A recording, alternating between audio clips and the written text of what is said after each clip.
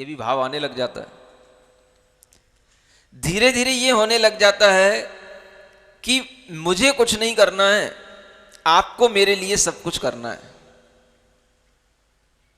ये भी भाव आता है। और ये भाव जब आने लग जाता है तो समझना अब हमारी कहानी उल्टी शुरू हो गई। हमें पुरुषार्थ खुद करना था, हमें खुद सीखने का भाव करना था, हमें खुद अपने अंदर गुरु से अनुराग रखना था, लेकिन धीरे धीरे हमारे अंदर ये भाव आने लग जाता है कि गुरु हमसे अनुराग रखने लगे। कब आने लग जाता है? जब गुरु और शिष्य की निकटता ज्यादा होने लग जाती है। सुन रहे हो दिल्ली वालों?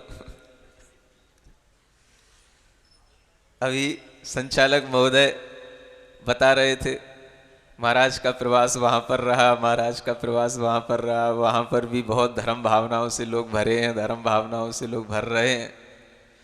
तो ये जो भरना हो रहा है, इसी भरने में अगर सावधानी नहीं रहती है तो कई बार क्या होता है, थोड़ा उल्टा भी होने लग जाता है? हाँ, धीरे धीरे जैसे ही सावधानी छूटती है तो हम क्या होते हैं, जब हमारी शुरुआत होती है तब तो हम अलर्ट होते हैं कि नहीं, हमें सीखना है, हमें गुरु से कुछ जानना है और हमें खुद पुरुषार्थ करना है, क्योंकि हम पुरुषार्थ करेंगे तो उससे हमारे लिए अपने आप गुरु का कृपा, गुरु की दया हमारे ऊपर अपने आप होने लगेगी। लेकिन धीरे धीरे जैसे जैसे वह शिष्य गुरु के निकट आने लग जाता है तो उसके मन के अंदर फिर वो भाव उल्टा धीरे धीरे होने लग जाता है। फिर क्या होता है, अब हमें कोई पुरुषार्थ नहीं करना, अब मेरी नैया आपके हवाले है, अब आपको संभालना है, आपको चलाना है, आप जैसा कहोगे वैसा करेंगे, अब हमें कुछ नहीं करना है, आप बताओ कि हमें क्या करना है। समझ आ रहा है? ये स्थिति धीरे धीरे बनने लग जाती है। उस समय पर भी आपको यह ध्यान रखना है कि गुरु पहले भी कुछ नहीं करता था, अभी भी कुछ नहीं करेगा। सुन रहे हो? आपको क्या लगता है, गुरु कुछ हमारे लिए कर रहा होता है, लेकिन हम आपसे क्या कह रहे हैं कि गुरु आपके लिए कुछ नहीं कर रहा होता है। वह करता नहीं है। गुरु अगर करने लग जाएगा तो समझना कि तुम्हारा उपकार कभी हो ही नहीं पाएगा। गुरु केवल गुरु के भाव में होता है, और गुरु अगर गुरु के भाव में रहेगा तो दुनिया के लिए जो कर जाएगा वो कोई नहीं कर पाएगा। और गुरु ने अगर करने का भाव कर लिया कि मुझे करना है तो वह कभी कुछ नहीं कर पाएगा।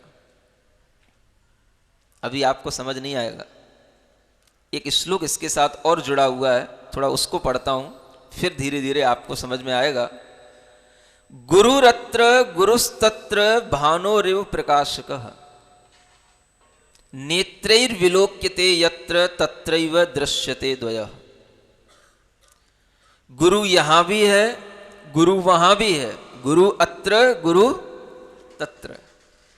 भानोरिव प्रकाशक, वो सूर्य के समान प्रकाशक होता है। कौन? गुरु। नेत्रैर्विलोक्यते यत्र, जहां हम नेत्रों से देखेंगे तत्रैव दृश्यते द्वयः, वहीं पर हमें ये दोनों चीजें दिखाई देने लग जाती हैं। दोनों चीजें कौन सी? जिसकी उपमा दी जा रही है वो, और जिसको उपमेय बनाया जा रहा है वो।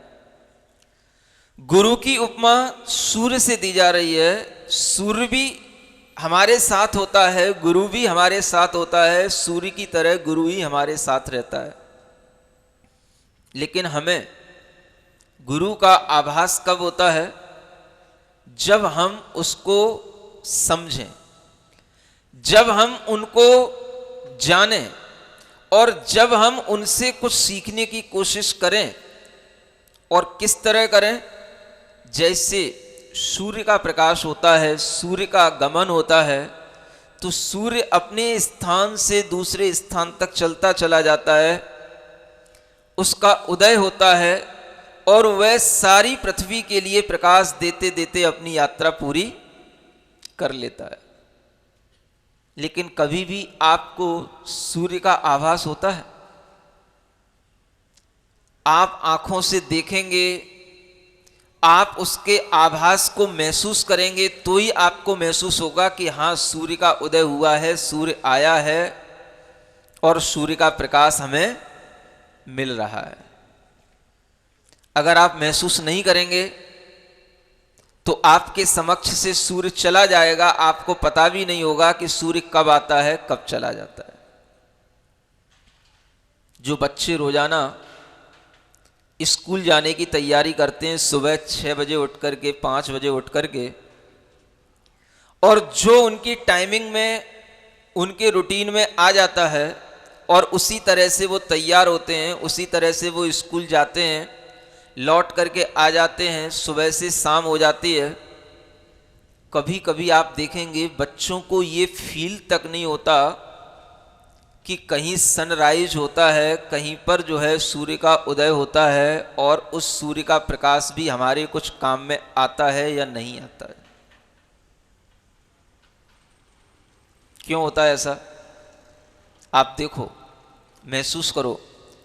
सुबह बच्चा जैसे ही उठा, आपने उसको तैयार किया, आपने खुद उसकी तैयारी के लिए सब चीज़ें तैयार की और वह बच्चा तैयार होकर के अपनी स्कूल की बस में बैठा, गया, लौट करके आया, दोपहर हो गई, थोड़ा आराम किया, फिर भोजन किया, फिर कोचिंग गया, शाम हो गई, थोड़ा खेला, सो गया, फिर सुबह उठ गया, फिर वही क्रिया शुरू हो गई। उसे कभी पता पड़ता है कि रोजाना सूर्य का उदय होता है और रोजाना सूर्य का प्रकाश हमें मिलता है? हमें कभी उस प्रकाश की भी जरूरत है कि नहीं है? कभी उसे पता नहीं रहता। वो जानता ही नहीं कि कहाँ क्या होता है। बस दिन हो गया, मेरा काम शुरू हो गया, रात हो गई, मुझे सो जाना है और सुबह फिर उठ जाना है, बस इतना ही उसके भान में रहता है। लेकिन उसे जो भानु है उसका कभी भान नहीं होता है। कभी उसकी तरफ अपनी आंखें उठा करके देखे, उसकी तरफ थोड़ा प्रेम भाव से देखे, उसकी तरफ ये देखे कि ये कितना प्रकाश इस सूर्य के अंदर है और ये प्रकाश जिस धरती पर कितने काम का है, हमें भी इस प्रकाश को ग्रहण करना चाहिए। ये उसके अंदर कभी भी भाव आता ही नहीं है। धीरे धीरे क्या होता है, वह रुग्ण होने लग जाता है। कई बच्चों में, बड़ों में विटामिन डी की कमी होने लग जाती है। सुन रहे हो? क्या होता है? क्या होता है विटामिन डी की कमी से? हड्डियां कमजोर होने लग जाती हैं। इसे सूखा रोग भी बोलते हैं।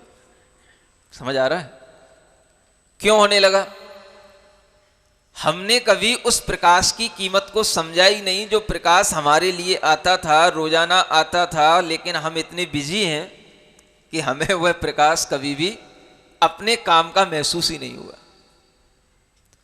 और उसी की वजह से हमारे लिए अनेक प्रकार की दिक्कतें होने लगी, अनेक रोग होने लगे। और बच्चों के लिए वो प्रकाश की आज कोई कीमत नहीं है, क्योंकि उन्हें जहां कहीं पर भी जाना है, चाहे वो क्लासरूम हो, चाहे अपने घर का रूम हो, उन्हें हर जगह पर CFL की लाइटें चाहिए, हेलोजन की लाइटें चाहिए, इलेक्ट्रिक लाइट चाहिए। उन्हें कहीं सनलाइट से कोई प्रयोजन ही नहीं रहता। और उन्हें लगता भी नहीं है कि इस लाइट का क्या यूज है हमारी लाइफ के लिए, क्या इसकी भी कोई जरूरत है। अगर इसका भी हम प्रयोग ना करें तो क्या हमारे लिए कोई रोग हो सकते हैं, या हमारे शरीर पर उसका कोई प्रभाव पड़ता है कि नहीं पड़ता है, उन्हें नहीं समझ आता। और यही वजह है कि आज के बच्चों से अगर आप कहोगे कि बेटा रात में भोजन नहीं करना, सुन रहे हो बड़े लोग, तो बच्चे जानते हो क्या जवाब देते हैं? आप पुराने जमाने की बातें कर रहे हो। रात में भोजन नहीं करना, क्यों नहीं करना? पहले अंधेरा रहता था रात में, जब लाइट का आविष्कार नहीं हुआ था तब लोगों के लिए अंधेरा रहता था, तो अंधेरे में रोज भोजन नहीं करते थे। आज तो लाइट है, अब तो अंधेरा नहीं है, अब लाइट में भोजन करने में क्या दिक्कत है? अब रात है कहाँ जो तुम्हें रात दिखाई दे रही है? रात तो तब होगी ना जब हम स्विच ऑफ कर देंगे, जब स्विच ऑन है तो लाइट है, रात है कहाँ? समझ आ रहा है ये क्यों हो रहा है? ये थिंकिंग क्यों आई बच्चों के अंदर? क्योंकि उन्होंने कभी भी सनलाइट का कोई भी यूज समझा ही नहीं। उन्होंने उस सुबह से शाम तक अपने जीवन को इस तरीके से बना लिया कि वह जहां गए वहां पर उन्हें उसी आर्टिफिशियल इलेक्ट्रिक लाइट से ही उनका संबंध बना रहा।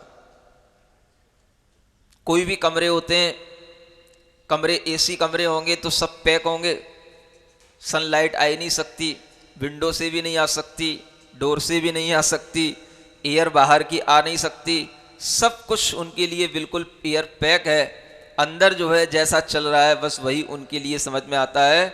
इसलिए उन्हें कभी भी ये महसूस नहीं होता कि सूर्य के प्रकाश की क्या आवश्यकता है। अब बच्चों को आप क्या सिखाओगे, क्या समझाओगे? बताओ,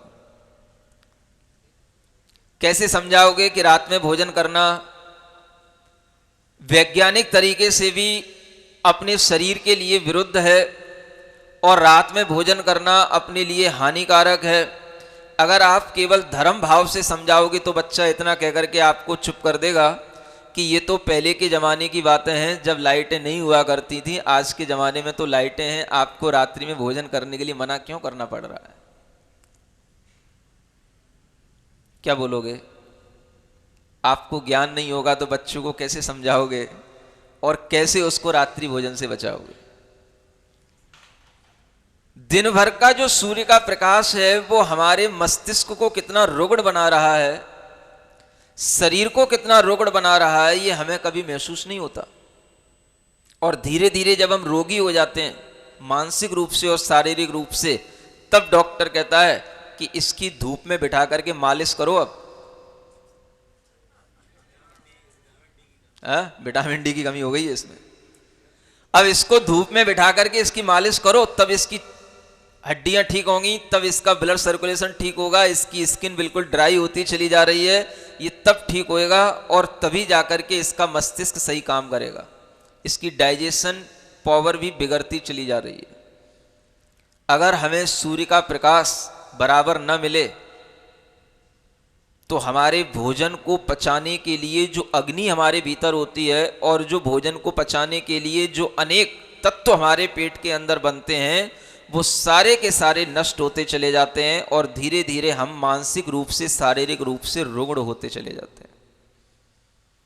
ये बात अलग है कि आप दिन में भोजन करते हो, भोजन करने के बाद में आपका लिए सूर्य का प्रकाश कहीं ना कहीं से मिलता रहता है, चाहे आप कार में बैठ करके जाओ, चाहे आप जो है घर से बाहर निकलो, चाहे आप थोड़ी देर के लिए सड़कों पर आ जाओ, आपको सूर्य का प्रकाश मिल जाता है। आपके लिए कहीं ना कहीं वह डाइजेशन के लिए जो भी रेज सूर्य की जरूरी होती हैं वो सब आपको मिल जाती हैं और उससे आपका काम चलता रहता है। लेकिन आपके अंदर कभी ये फीलिंग नहीं आती है कि ये इसके उपकार से हमारे लिए ऐसा हो रहा है, लेकिन होता सब रहता है। जब हम ज्यादा कवर्ड हो जाते हैं, जब हमारे लिए वो चीजें जितनी आवश्यक होती हैं उतनी नहीं मिल पाती हैं, तब हमें जो उससे कमियां महसूस होती हैं, तब उस कमी के कारण से जो रोग होते हैं तब हमें पता पड़ता है कि इस कमी से ऐसा हो गया। बच्चों को क्या सिखा पाओगे आप? कभी आपके लिए ये भाव आए कि बेटा रात में भोजन इसलिए नहीं किया जाता है क्योंकि रात में भोजन करने से जो भोजन हमने किया है वो भोजन फिर डाइजेस्ट नहीं होता है। वह भोजन सनलाइट में जिस तरह से डाइजेस्ट होता है उसके माध्यम से जो हमें रेज मिलती हैं, उन रेज के माध्यम से उस भोजन का डाइजेशन होता है। वो फिर रात में जब सूर्य नहीं दिखाई देता, उसका प्रकाश नहीं आता, तो उससे जो यूवी रेज होती हैं वो रेज हमें नहीं मिल पाती हैं, जिसके कारण से फिर वो भोजन हमारा अच्छे ढंग से डाइजेस्ट नहीं होता। इसलिए मना किया गया है कि रात में भोजन नहीं करना। और वो रेज आपको कभी भी हैलोजन और CFL की लाइट में नहीं मिलेंगी, वो केवल सनलाइट में ही मिलेंगी और सनराइज के समय पर ही मिलेंगी। सनराइज जब तक किसी ना किसी रूप में आपके सामने दिखाई देगा तब तक मिलेंगी, सनसेट होने के बाद तो बिल्कुल नहीं मिलेंगी। ये बातें बहुत छोटी हैं, लेकिन आज बच्चों को बड़े बड़े ढंग से समझानी पड़ती हैं।